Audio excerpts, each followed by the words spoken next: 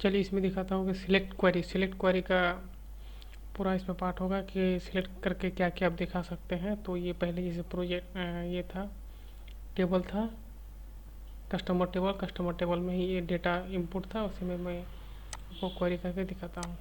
Select पहले select किया हुआ है, सिलेक्ट कस्टमर। चलिए पहले मैं इस क्वेरी को रन करके दिखाता हूँ। डायरेक्ट इसको कस्टमर भी लिख सकते हैं।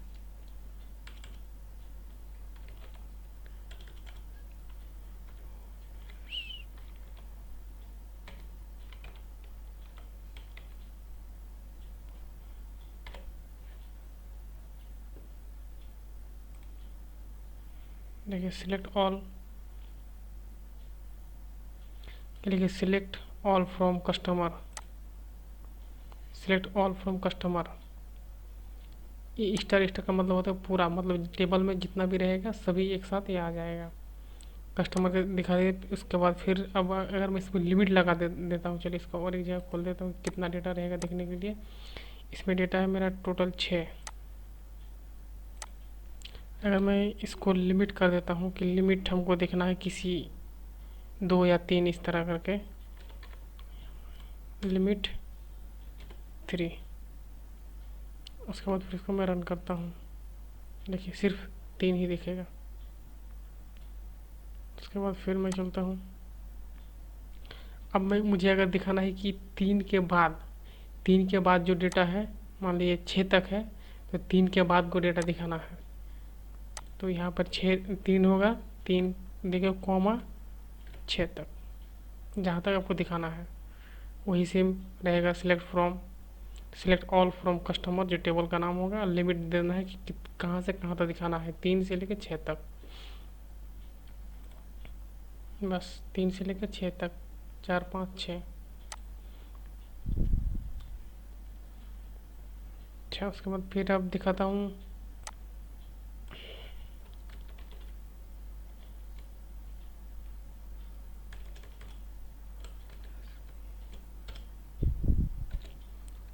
Select first name, last name, किससे, फ्रॉम कस्टमर से। ये आपको सिर्फ फर्स्ट नेम और लास्ट नेम ही दिखेगा। देखिए सिर्फ फर्स्ट नेम और लास्ट नेम। अब इसी तरह आप जिसको चाहे दिखा सकते हैं, फर्स्ट नेम लास्ट नेम भी दिखा सकते हैं, या फिर सिटी को, या फिर फ़ोन नंबर, या किसी का नाम या आईडी, आप जो चाहे सर्च कर सकते हैं। इस तरह यहाँ पर उस कॉलम का नाम दीजिएगा। ये कॉलम है, ये सब कॉलम का नाम दीजिएगा, बस हो गया। जिसको जिसको चाहिए आप दिखा सकते हैं। अभी 2 किया, आपको 1 चाहिए, 3 चाहिए, कॉमा देते जाइए, वो लिखते जाइए। अच्छा, उसके बाद फिर अगर मैं आईडी के साथ करूँगा, सिलेक्ट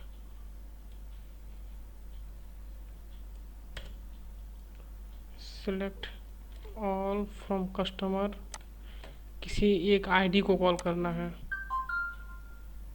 मान लीजिए यहाँ पे 6 तक है, किसी चलो मैं 4 को उठाता हूँ। वेयर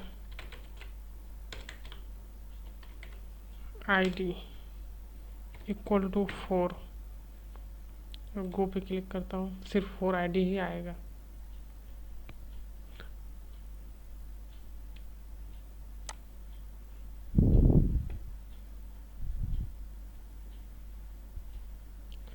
उसके बाद फिर मैं चलता हूँ select all from customer, select all from customer, order O order order by किस हिसाब से ऑर्डर आप लेना चाहते हैं। मैं चल लास्ट नेम ही दिखा देता हूँ, ऑर्डर बाय लास्ट नेम। देखिए ये लास्ट नेम का जो ऑर्डर है, जो अल्फ़ाबेटिकली है, वो देखिए ए पहले आया, उसके बी, उसके बाद एच, अल्फ़ाबेटिकली। यहाँ देखिए ये आईडी चेंज हो गया है, 2 के बाद 1 3 5 4 7, क्योंकि मैं इसको पकड़ा था लास्ट नेम को अल्फ़ाबेटिकली ले लेगा। फर्स्ट नेम आप जो ले सकते हैं, उसको असेंडिंग ऑर्डर डिसेंडिंग ऑर्डर में कैसे दिखाना है। जस्ट कुछ नहीं, यहाँ पर लिख दिया डिसेंडिंग, बाय डिफ़ॉल्ट असेंडिंग होता है। तो मैं अगर डिसेंडिंग ऑर्डर दिखा तो DESC, बस इतना ही लिखिएगा हो गया डिसेंडिंग ऑर्डर। देखिए उस समय असेंडिंग ऑर्डर था, अब हो गया ये डिसेंडिंग ऑर्डर। लास्ट नेम को डिसेंडिंग, पहले SHB उसके बाद ये आया। तो बाय डिफ़ॉल्ट आपका ये असेंडिंग होता है, आप इसको डिसेंडिंग, अरे अगर असेंडिंग में लिखना है तो ASC, बस हो गया, देखिए आ गया। इसके बाद फिर नेक्स्ट,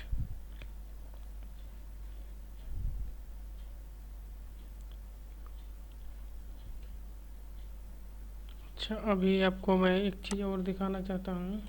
सिलेक्ट, चलिए select city,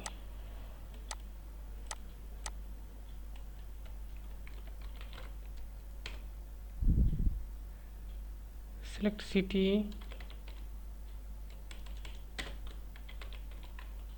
from customer,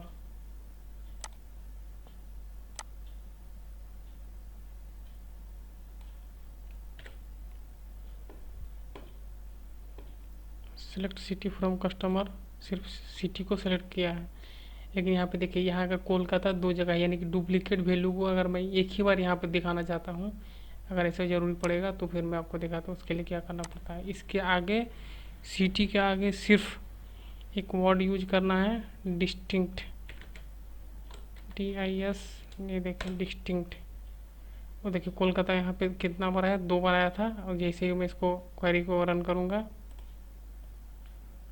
Kolkata एक बार आ गया। अगर डुप्लीकेट वैल्यू को ये सिर्फ एक ही बार लेगा। ठीक है, सिलेक्ट में बस इतना सही।